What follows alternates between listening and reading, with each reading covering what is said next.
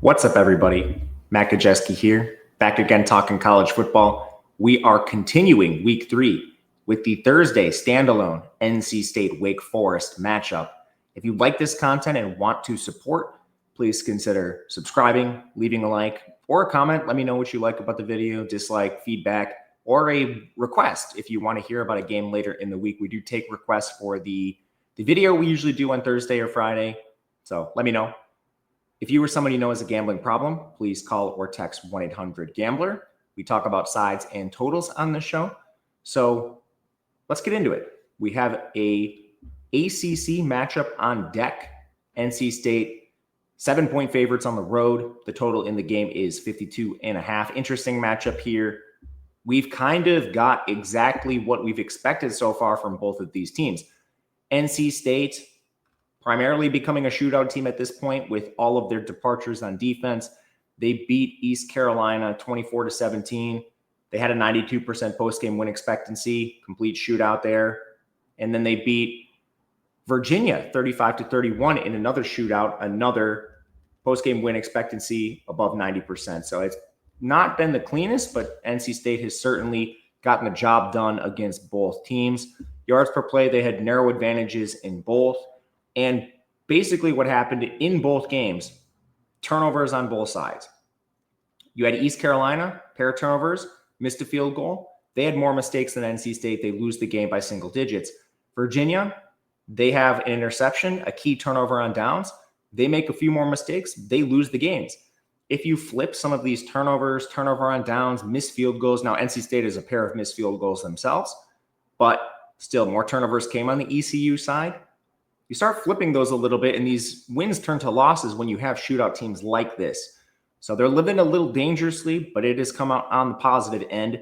Wake Forest had a complete rebuild on their hands. They switch out coaching staffs. They bring in Jake Dickert. They lose a lot of players. They have a lot of transfers, completely new roster.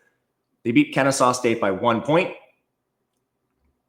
Post-game win expectancy was 86%. That is good. It was an ugly game. Both teams missed some field goals. Kennesaw State had a turnover on down at the Wake Forest 37. That was a key play in the game. Just a really ugly game. They sort of rebound last week.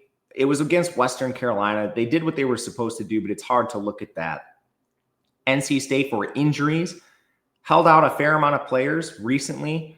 Sterling Dixon, Joseph Adedire, Kelvin McBride, Brock Stooks all didn't play last week. Rente Hinton didn't play either. I think he is the most likely to miss this game. He was in a sling. Adedire was on the depth chart. That could be a boost to their edge group. But watch those names. For Wake Forest, Rashawn Tong got hurt last week. We'll see if he comes back. Stylistically, matchup-wise, let's begin with NC State's offense, where CJ Bailey has taken a step forward. 70% completion, 9.1 yards per attempt, 5 yards per carry too. The biggest problem with Bailey, he's a 4-star. Last year, he was a freshman, had to start almost the whole year when McCall went down. He had a lot of turnover-worthy plays, and he took a lot of sacks.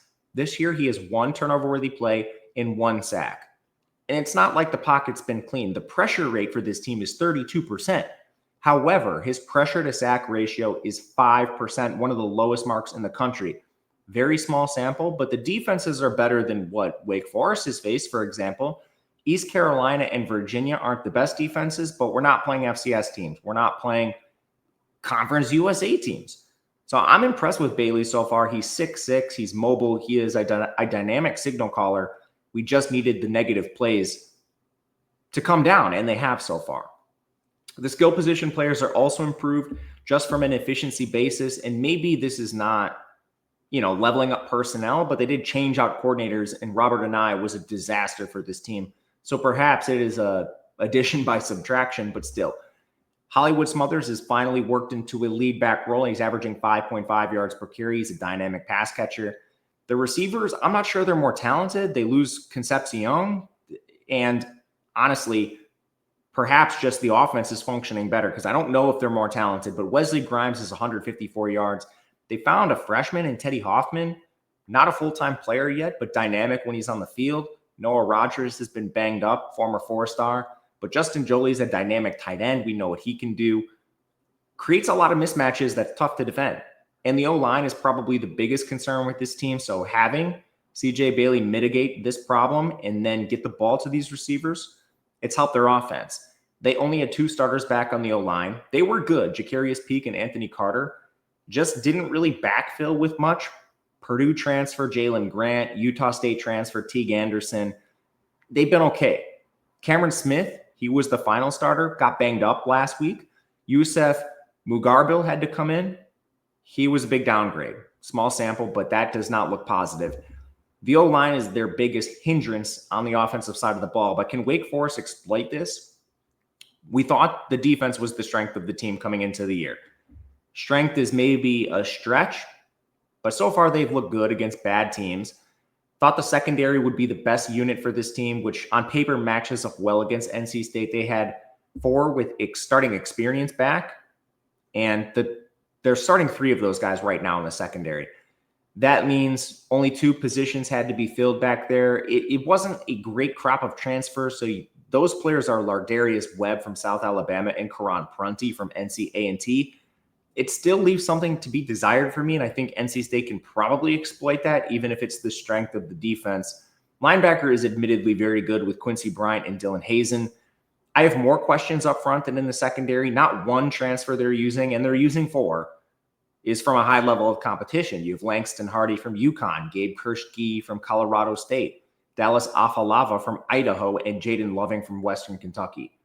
NC State's typically trying to throw the ball on you, but some others can definitely run. I think the advantage goes to this NC State offensive line over this Wake Forest defensive line and pretty much the defense across the board. 4, Wake Forest. They brought in Robbie Ashford, won a QB battle. We know what he is. He has a 66% completion, 8.9 yards per attempt. That's as good as it's going to get with him. This is not a dynamic passer. He already has 1 turnover-worthy play, 2 turnover-worthy plays, and he's taken 4 sacks. And the pressure rate has been good, largely because of level of competition, but only 20% pressure rate. Still, 4 sacks taken. That is a 33.5% pressure to sack ratio, which just is too high. You can't be taking that many sacks. And this has been a consistent problem for him throughout college. He's not a dynamic passer. When you ask him to drop back, he doesn't feel pressure well. He takes sacks, and he puts the ball in harm's way. It hasn't helped him that his receivers have dropped 11% of his passes, but that's not going to get much better either. This skill position group is worse than last year, and they're not even using their best players. Carlos Hernandez and 4-star Micah Mays Jr. have not been involved. Instead, your leading receiver is Chris Barnes from Washington State, followed by Sterling Burkhalter, Cincinnati, and Enai Falai, who is a Utah Tech transfer playing tight end. All of those players were not contributors at their previous school outside of Falai, who was an FCS transfer. Just doesn't make a lot of sense. The run game should be okay. Damon Claiborne missed most of week 1, then demolished an FCS team, so I'm not really worried about the run game. The biggest concern there is just, is this offensive line any good? And they've looked decent against really bad competition so far. But coming into the season, they lost 2 projected starters to retirement right before the year. The only player projected above average was Devin Kalani from Washington State. I guess George Sell, who is an incumbent, has played decent, and maybe he's average moving forward, but that still leaves 3 below average players. They're starting a Temple transfer at tackle. It's just a mess. And then you look to NC State's defense. What's the strength of this? It's up front. Maybe it's not a strength, but it's definitely better than their secondary. The way you want to beat NC State is throwing over the top. They lost almost everyone to transfer. Cisse, Fitzgerald, they're all on other teams. And the secondary's been a mess outside of Devon Marshall. They're starting low-level transfers. Jamel Johnson from Temple, J.J. Johnson from Georgia State. But Wake Forest is not built to throw the ball with their quarterback, their style of offense, and their lack of pass catchers. So then you look at this NC State defensive line. All right, Brandon Cleveland's good inside. Their edge group is actually a little underrated with Sebastian Harsh from Wyoming, CN Stone from Utah State. Travali Price is a returner, and they might get back Joseph Adedire this week from Texas Tech. I think the advantage lies with this NC State defensive line over Wake Forest offensive line.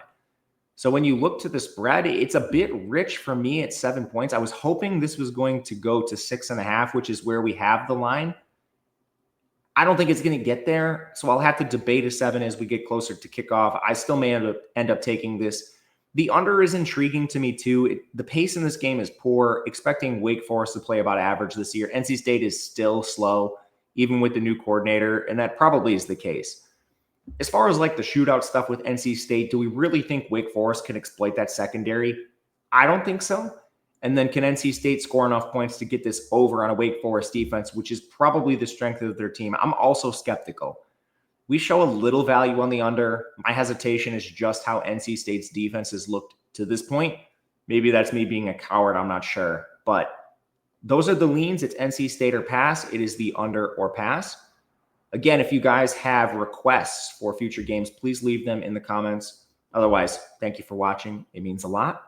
Until next time, good luck. We will see you later.